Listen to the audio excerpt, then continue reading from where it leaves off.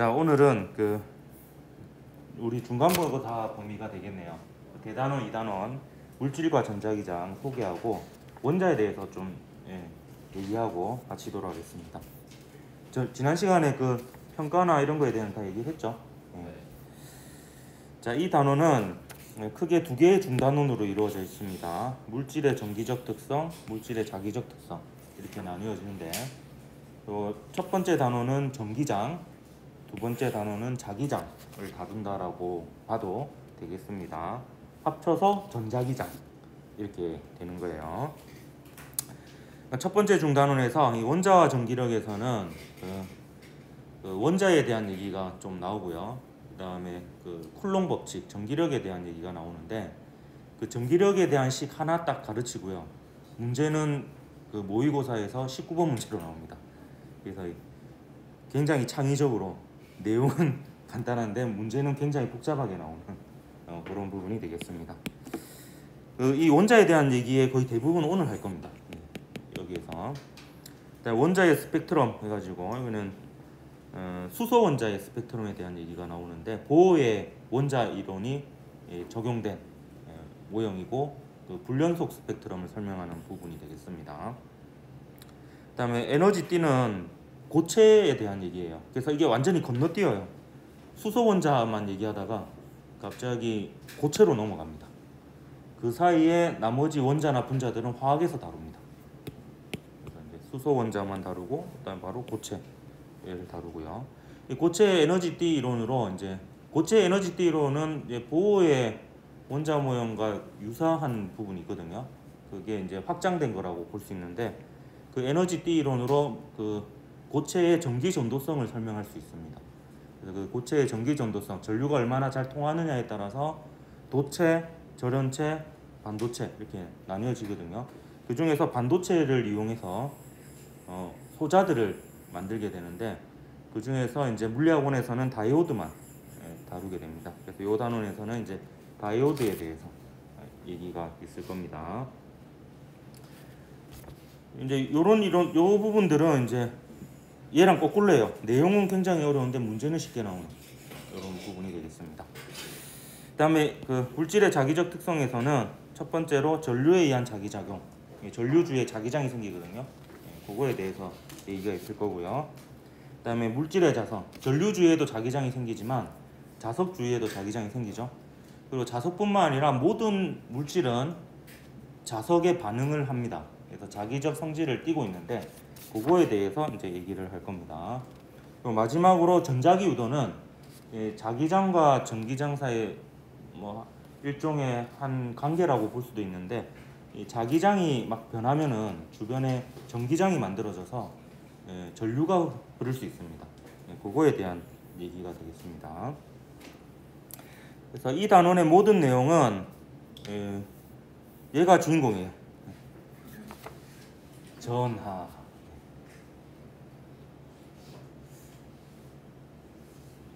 그래요. 뭐라고? 맞아요. 예. 그러고 뻘쭘해하고 있는 중입니다. 괜찮아요. 저희 예상했어요. 한 70% 정도 무반응입니다. 한 30% 정도는 빛이 꿉꿉하는데 요 전하는 전하죠. 전하는 대략은 느낌은 알죠. 플러스 마이너스 전기를 띠고 있는 상태에서 전기의 양이 전하가 되겠습니다. 어쨌든 이 전하를 띤 물질이 있으면 그 주변에는 전기장이 만들어지는데 전하는 어떻게 띠냐면은 원자를 들여다보면 되는데 원자는 양성자와 중성자로 이루어진 원자핵과 전자로 이루어져 있죠. 그중에서 양성자하고 전자가 각각 양전하, 음전하를 띠게 됩니다. 그 녀석들이 불균형을 이루게 되면 전하를 띠게 됩니다. 그래서 전하를 띠게 된 상태가 되면은 그 주변에는 전기장이 만들어집니다. 그리고 이 전기장이 있는 곳에 또 다른 전하를 갖다 놓으면 그 전하가 전기력을 받게 되어 있습니다. 그게 다음 시간에 하는 내용입니다. 이게 보면은 되게 전자기학 이론이 대칭적이에요. 근데 이 전하가 움직이면 전류가 되는데 그 주변에는 자기장이 만들어져요. 이게 이제 두 번째 중단원 첫 번째 시간에 할 내용이고요. 근데 이 자기장 속에 또 다른 움직이는 전하를 갖다 놓으면 자기력을 받습니다. 요거는 이제 물리학 2에서 배웁니다. 여기서는 안 배우고.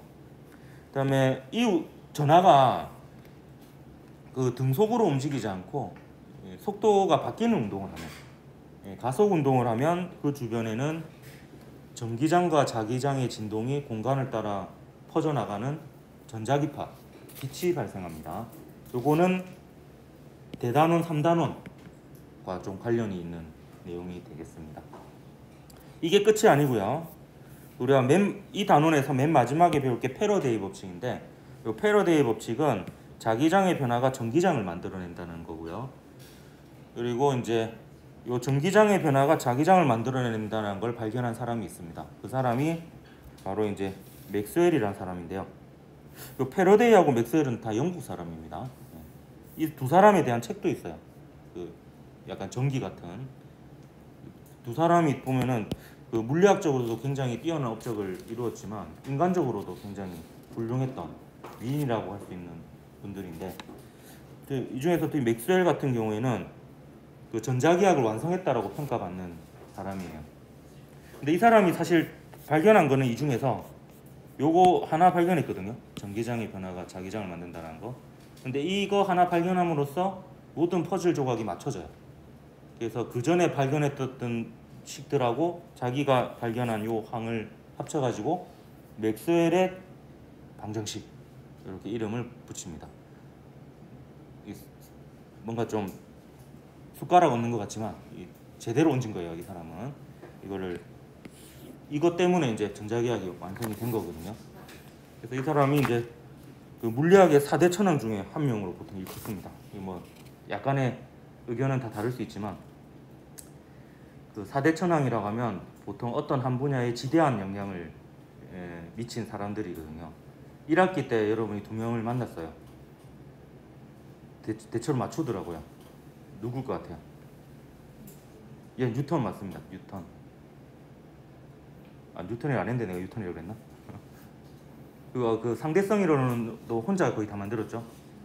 아인슈타인, 맥스웰이 전자기학을 완성했고요. 한 명은 웬만하면 못 맞춰요. 볼츠만이라는 사람입니다. 볼츠만이 열미 통계 물리학을 완성시킨, 거의 영향력을 매우 크게 끼친 사람이에요. 저는 아닙니다. 알았어요. 아, 이번은 이 형 안 통하네. 네. 빨리 다음 넘어갑시다. 이 전하가 이 단원의 주인공이니까 전하량도 여러분이 어느 정도 알고 있어야 되겠죠.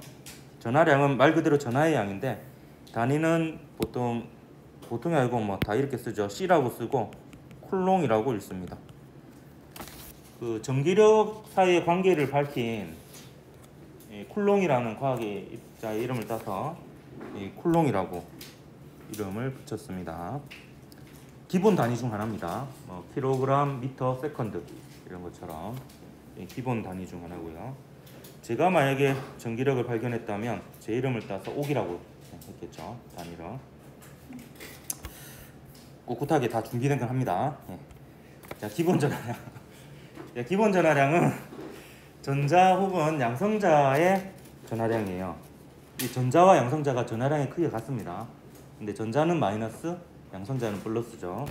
그래서 그 전자의 일렉트론 그 이름의 앞글자를 따서 2라고 보통 표기를 하고요. 1.6 곱하기 10의 마이너스 19승 쿨롱인데 이런 거는 외우진 않아도 됩니다. 근데 이 기본 전하량은 왜 필요하냐면 그 아까 원자에서 그 양성자하고 전자 사이의 불균형, 숫자의 불균형에 의해 가지고 물질이 전하를 띈다라고 했습니다. 그래서 세상에 존재하는 모든 전하량은 이 기본 전하량의 정수배가 됩니다. 그래서 이 기본 전하량이 그런 의미가 있고요. 자, 이 정도 이제 단원에 대한 소개를 마치고 이제 원자에 대해서 좀 얘기를 할까 해요. 이 부분은 이제 교과서에 있는 내용도 있고요. 조금 교과서보다 더 들어간 내용도 약간 있습니다. 근데 원자에 대한 거는 여러분이 뭐 상식이라고 볼 수도 있기 때문에 좀 알아두면 좋겠죠. 원자에 대한 얘기는 고대 그리스부터 있어 왔습니다. 있어 왔었는데 어찌 보면 이제 최초로 과학적으로 원자설을 주장한 사람은 돌턴이라고 볼 수가 있어요. 이 돌턴 같은 경우에는 그 화학 반응은 일정한 성분비로 이루어진다라는 것에 주목을 해서, 예를 들면 이 물은 수소와 산소로 되어 있는데 언제나 2대1로 결합을 하죠. 이와 같이 성분이 일정한 비율로 존재하는 이유는 무엇일까 고민해 봤을 때, 모든 물질은 더 이상 쪼개어지지 않는 기본 단위의 원자로 이루어졌다라고 가정하면 이 모든 화학적 현상이 설명이 된다, 이렇게 주장을 한 거죠. 근데 돌턴이 이런 원자설을 주장했지만 과학자들조차도 원자의 존재를 다 믿는 건 아니었습니다. 오히려 믿지 않는 사람이 더 많았어요. 그냥 직접적인 실험적 증거가 없으니까 그냥 이걸로 하면 설명이 잘 된다는 거지, 이게 직접적인 증거는 되지 못했거든요. 근데 이 이후로 여러 가지 사건들이 일어나면서 이제 과학자들이 원자설을 진지하게 받아들이게 되는데, 출발점이 되는 게 원자핵의 발견이라고 볼 수가 있을 것 같아요. 그래서 원자핵의 발견 이전에 1897년에 톰슨이라는 사람이요, J.J. 톰슨인데요. 앞에 J.J.를 붙이는 이유가 그 아들도 물리학자로 유명해요. 그 아들은 J.P. 톰슨이어가지고, 톰슨이 성인가 보네. 그래서 이제 J.J. 톰슨, 그 사람이 전자를 발견합니다. 그래서 전자를 발견한 김에 이 사람은 원자설을 믿었죠. 믿어가지고 그 원자 모형을 어찌 보면 최초로 제시를 해요.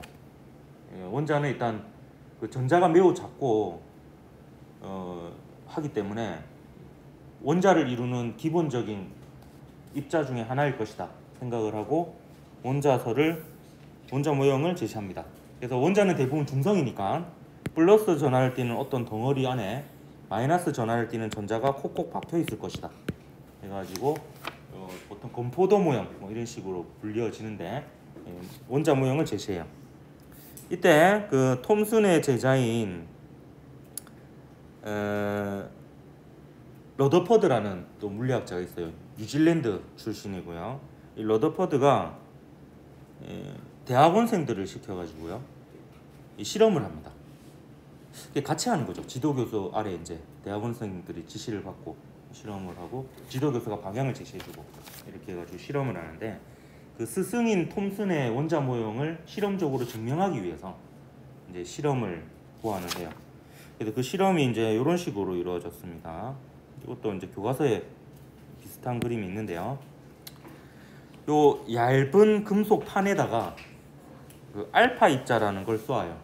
또 알파 입자는 지금은 우리가 뭔지 정확하게 알고 있어요.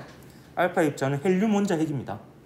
양성자 2개, 중성자 2개로 이루어진 플러스 전하를 띠는 입자예요. 그래서 헬륨 원자핵을 쏴요. 쏘면 그 톰슨의 원자 모형이 맞으면요, 이 알파 입자들이 대부분 그냥 통과하거나 아니면 약간 살짝 휘어지거나 이런 결과가 나와야 돼요. 그러니까 계산을 해보면 톰슨의 원자 모형이 맞으면.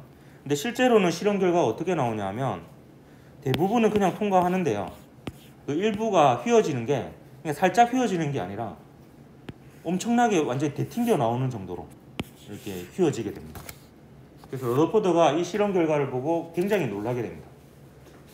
그래서 그 러더퍼드는 이 실험 결과를 보고 어떤 말을 하냐면, 종이 조각을 향해 쏜 이때 종이 조각은 얇은 금속 판이 되겠습니다. 원자로 이루어진. 거기에 15인치 탄환이, 이때 15인치 탄환은 알파 입자를 뜻하는 거죠. 15인치 탄환이 뒤로 튕겨 나와서 잔해를 맞히는 것처럼 믿을 수 없는 일이다. 뭐 이렇게 번역하기도 하고, 휴지 조각을 향해 총을 쏘았는데 총알이 휴지 조각을 맞고 되튕겨 나온 결과가 나왔다. 이런 표현을 쓰기도 합니다. 그 말은 톰슨의 원자 모형이 맞다라고 가정했을 때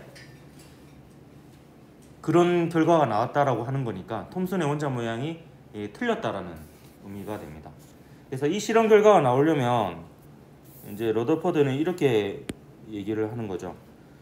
대부분의 플러스 전하를 띠는 물질이요, 어느 아주 좁은 공간 안에 10의 마이너스 10승미터 정도 되는 아주 좁은 공간 안에 몰려있고, 그리고 나머지 대부분의 공간은 비어있고 그 주변에 마이너스 전하를 띠는 아주 작은 입자가 원운동하고 있다, 이렇게 얘기를 합니다. 이게 러더포드가 계산하는 과정은요. 그 물리학과에 가면은 3학년에 현대물리학이라는 책에 똑같이 재현되어서 있습니다. 뉴턴의 역학으로만 계산을 해요. 근데 그 계산 결과가 그 실험 결과를 해석한 계산 결과로 보면 지금 우리가 알고 있는 원자핵의 지름과 거의 흡사합니다. 그래서 이제 이 러더포드가 원자핵의 지름을 최초로 계산해 냈기 때문에 원자핵의 발견자로 이렇게 불리어지는 거죠. 그래서 이 러더포드가 이런 원자 모형을 제시합니다. 러더포드 원자 모형이요. 계산을 해보면 이렇게 됩니다. 여기 울산 지도인데 여기 함월고등학교가 있습니다. 여러분이 있는 곳이죠. 여기에 농구공이 있다라고 치면 이 농구공이 원자핵이라고 가정을 하면 요게 걸어가지고요 한 3시간 정도 가면 12km를 갈 수 있다 하더라고요. 그러면 여기에 먼지 하나가 있는 거예요. 이게 전자가 되겠습니다. 대부분은 비어 있습니다. 그래서 아까 알파 입자 산란 실험 같은 경우에는 알파 입자가 다 여기로 그냥 지나가는 거죠. 지나고 어쩌다가 농구공하고 맞으면은 심하게 대튕겨 나오는 그런 결과가 나옵니다.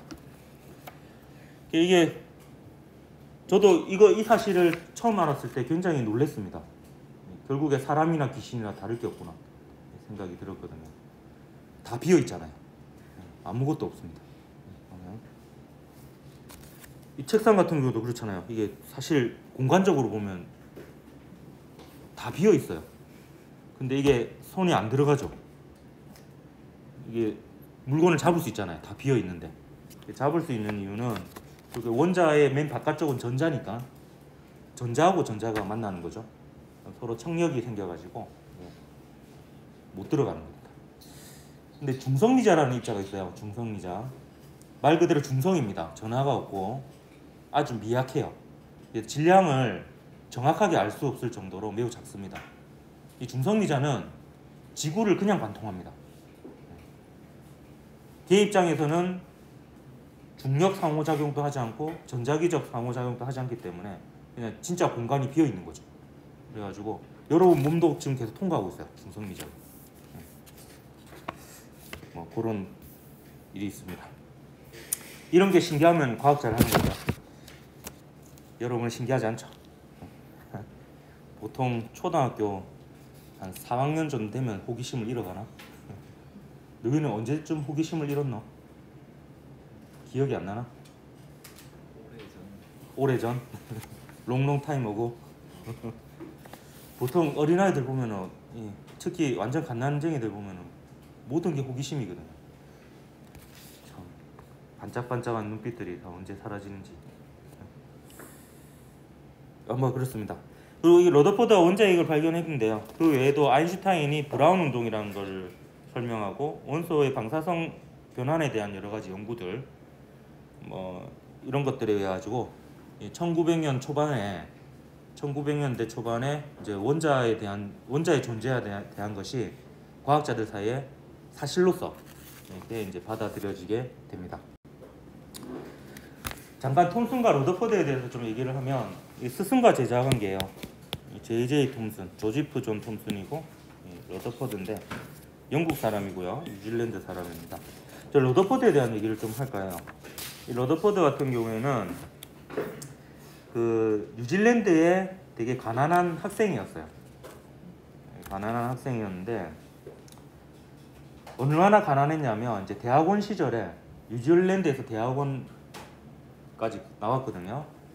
대학원 생활 때 생활비가 없어가지고 농사를 겸해서 공부하면서 농사도 짓고 이렇게 하고 있었습니다.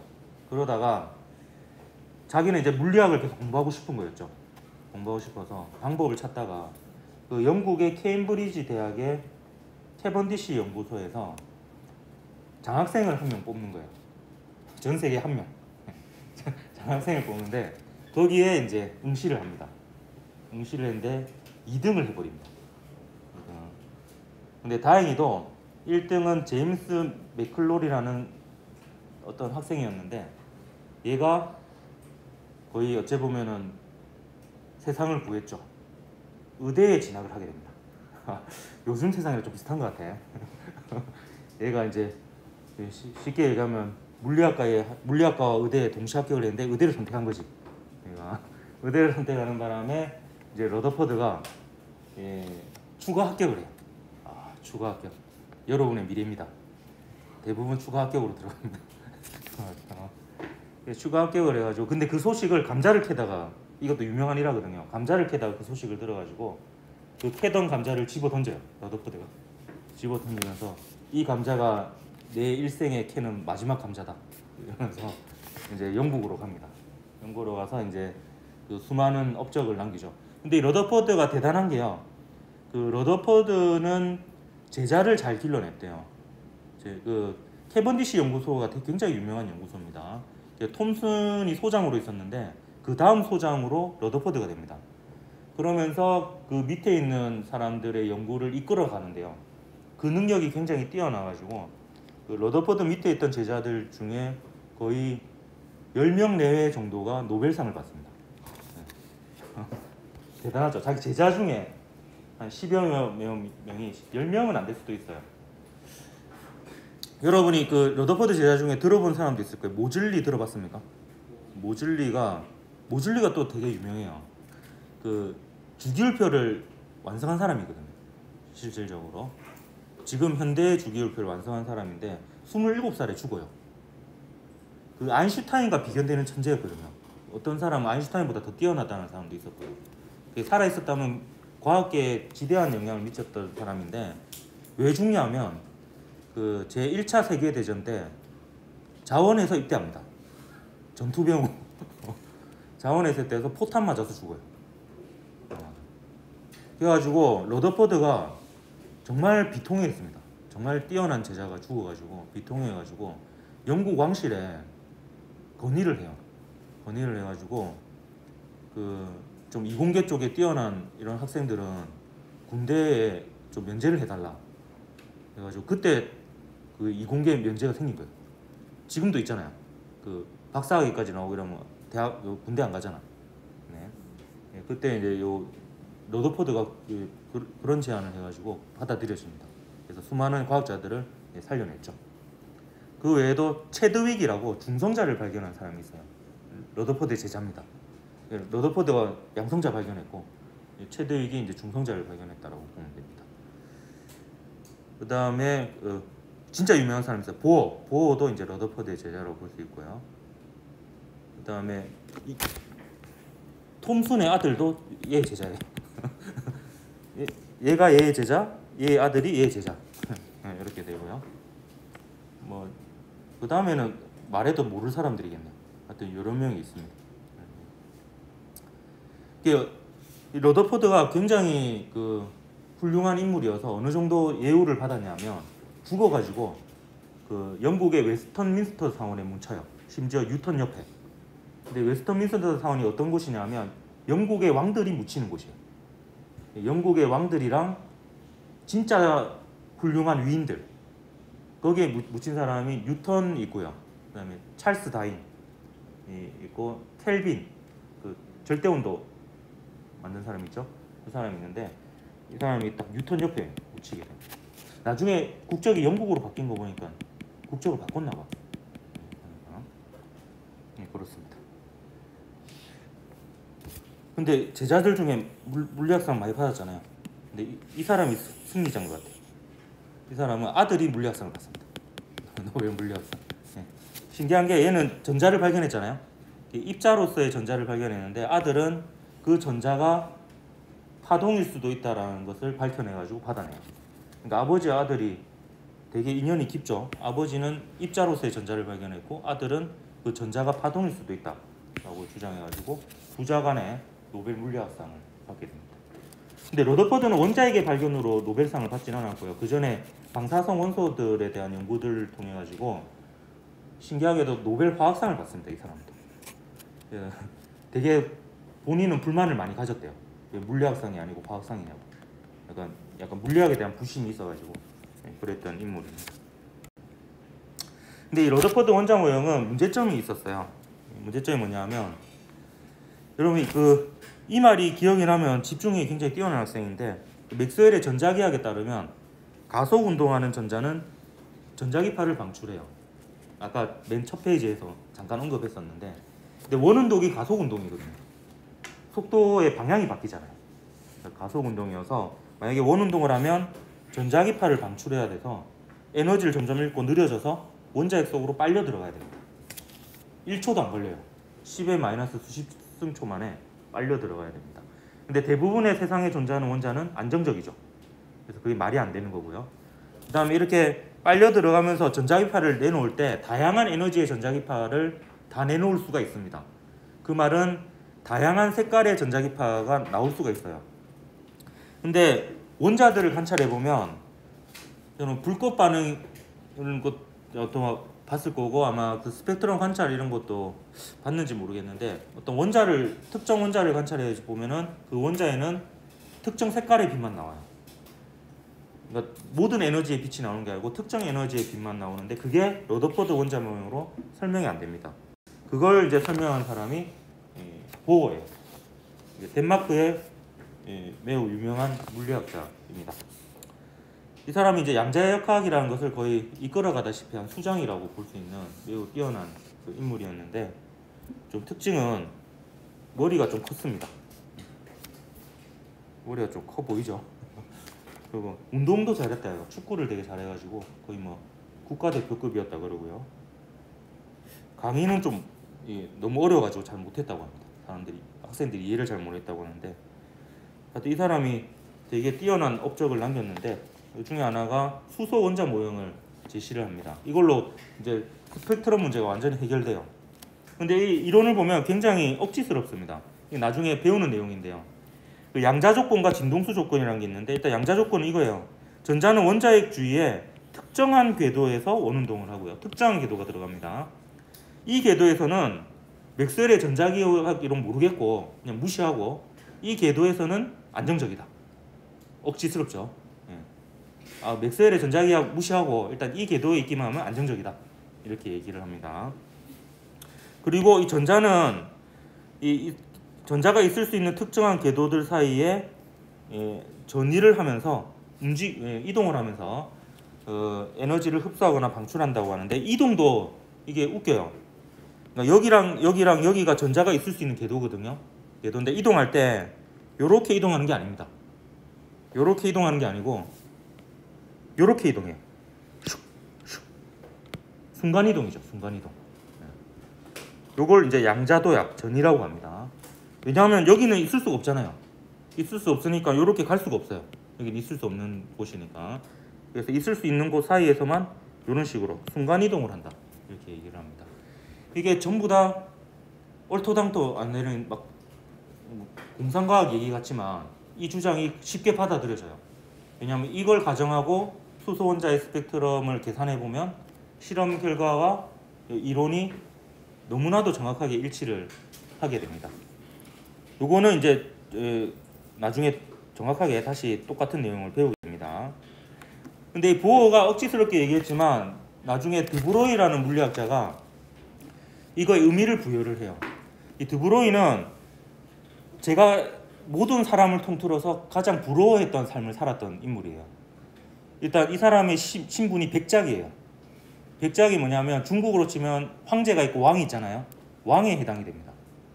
또 왕의 아들이고 심지어 장수도 해요. 90몇 살까지 삽니다. 그리고 심심해서 물리학을 한 사람이에요. 자아 실현을 위해서. 딱 봐도 이게 여유로워 보이지 않니? 프랑스 사람인데요. 이 사람이 박사학위 논문에서 이런 걸 주장합니다. 만약에 빛 파동이 입자처럼 행동할 수 있다면, 이거는 아인슈타인이 광전효과에서 주장한 겁니다. 빛이 입자처럼 행동할 수 있으면, 파동이 입자처럼 행동할 수 있으면 거꾸로 전자와 같은 입자도 파동처럼 행동할 수 있지 않을까, 이렇게 주장을 해요. 박사학위 논문을 이렇게 냅니다. 근데 3명의 이제 논문 심사위원이 이걸 보고 이제 경악을 하죠. 너무 파격적인 내용이에요. 그래서 이거 논문을 통과시키려고 하니까 너무 파격적이고, 통과를 안 시키려고 하니까 왕의 아들이고 호환이 들어온 거죠. 그래가지고 이 논문을 아인슈타인에게 보내요. 아인슈타인에 책임을 넘기는 거죠. 그때 당시에 이미 굉장히 유명했던 과학자였거든요, 아인슈타인은.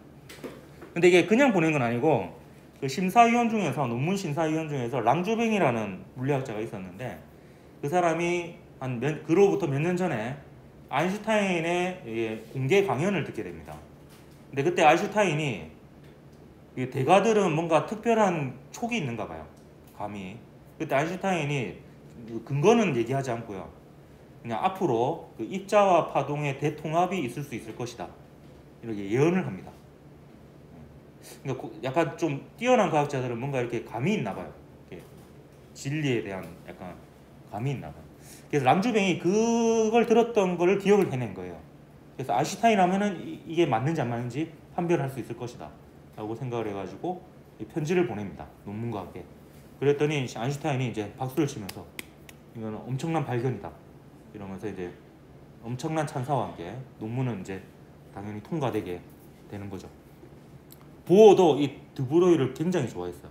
왜냐하면 자기의 이론에 의미를 부여했거든요. 어떻게 의미를 부여했느냐? 이제 아까 억지스러웠던 게 다 해결이 됩니다. 이제 전자가 입자가 아니고 파동으로서 원자 내에서 존재를 하는 거예요. 그러면 그 기타줄을 이렇게 탁 튕기면은 계속 진동을 하는 거 본 적 있습니까? 그게 정상파거든요. 기타줄이 막 요런 모양으로 계속 진동하는 거 있잖아요. 이렇게 다다다다 이렇게 진동하는 거. 이 마찰이 없으면 영원히 진동합니다. 그래서 보어하고 드브로이는 이렇게 얘기하는 거죠. 그 러더포드 원자 모형처럼 전자가 원자핵 주위를 입자로서 원운동하는 게 아니라 전자가 파동처럼 존재하고 정상파 형태로 진동을 하고 있다. 이렇게 얘기를 합니다. 그러면 이 정상파가 될 수 있는 조건들이 있거든요. 그 조건들을 적용시켜 보면 보어가 얘기하는 특정한 궤도에서만 정상파가 되는 거예요. 그러니까 모든 게 물리학적으로 아구가 다 맞아 떨어지는 겁니다.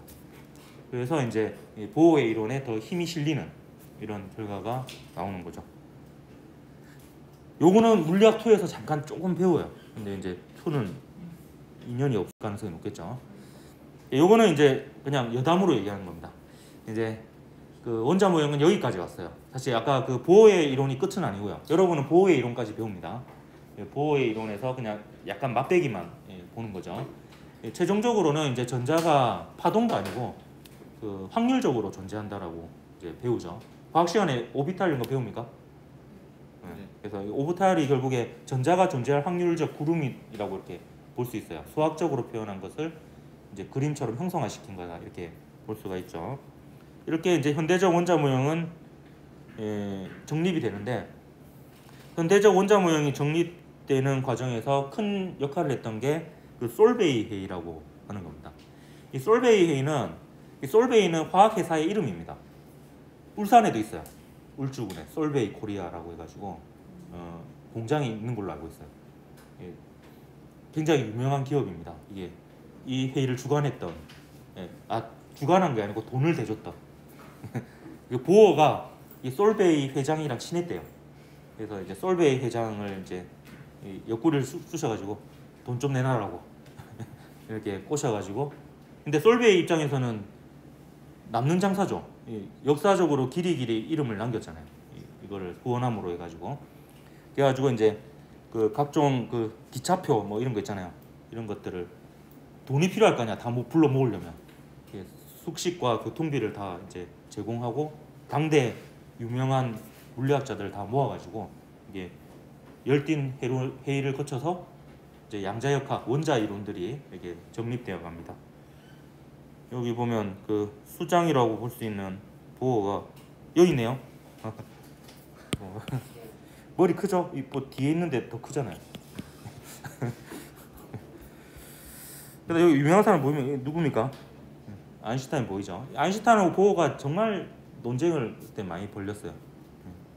아인슈타인하고 보어는 생각이 완전 달랐거든요. 근데 양자역학에 관해서는 지금 현재로서는 보어의 생각이 맞는 걸로 이렇게 받아들여지고 있습니다. 이 유명한 사람 많아요. 이 사람은 로렌츠라고 하는 사람인데 그 물리학적으로도 되게 뛰어난 업적을 가졌지만 이 회의에서는 번역가로 많이 활동을 했다고 해요. 5개 국어를 자국어처럼 능통하게 했다고 합니다. 그래가지고 여기 막 프랑스어, 영어, 독일어가 막 섞여가지고 막 회의가 진행됐거든요. 그래서 이제 막 거기서 번역을 많이 했다고 해요. 유일한 여성 과학자 누군 같아요? 퀴리 부인. 맞습니다. 이 사람이 플랑크라는 사람이에요. 막스 플랑크. 양자역학을 또 양자역학의 시작에 기여했던 독일의 물리학자고요.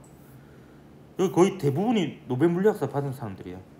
이 사람이 미국에서 최초로 노벨 물리학상 받은 사람입니다. 디렉이라고 하는. 이 당시에는 굉장히 젊었던. 탈모가 진행되고 있네. 사람이고, 요 두 사람이 되게 굉장히 친한 친구거든요. 독일의 물리학자들인데 이 사람이 파울리예요. 파울리고 하이젠베르크. 되게 반항적으로 생겼죠. 실제로도 굉장히 반항적인데 일단 두발 사태부터 이게 요 두 사람이 굉장히 천재고요. 하이젠베르크 불확정성 원리 같은 경우에는 그 양자역학의 거의 기반이 되는 이론이거든요. 그래서 보통 양자역학 하면 보어, 하이젠베르크 이런 사람들을 이제 거의 양자역학의 가장 대가로 봅니다. 파울리 같은 경우는 이제 그 파울리 베타 원리 이런 걸로 이제 유명하죠. 이 사람도 굉장히 유명해요. 슈레딩거 들어봤습니까? 슈레딩거의 고양이, 슈레딩거 방정식 이런 거 들어봤죠. 이 사람이 대표적으로 그 아인슈타인 편이에요. 아인슈타인 편이 몇 명 없었습니다.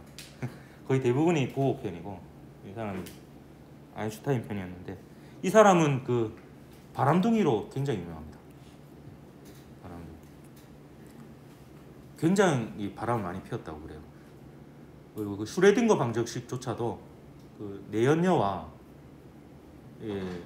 섬의 불륜 여행을 떠나가지고 거기서 발견을 했대요. 쉬면서.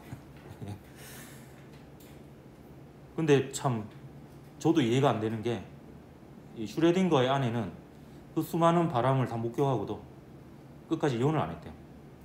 끝까지 슈레딩거를 버리지 않고 마지막에는 그 아내 곁에서 죽은 걸로 알고 있습니다. 뭔가 매력이 있었나 봐. 원래 흑백 사진인데 요새 이제 컬러로 이렇게 보정해가지고 나온 사진으로 알고 있습니다. 시간이 좀 남아가지고 시간을 때우고 있었어요.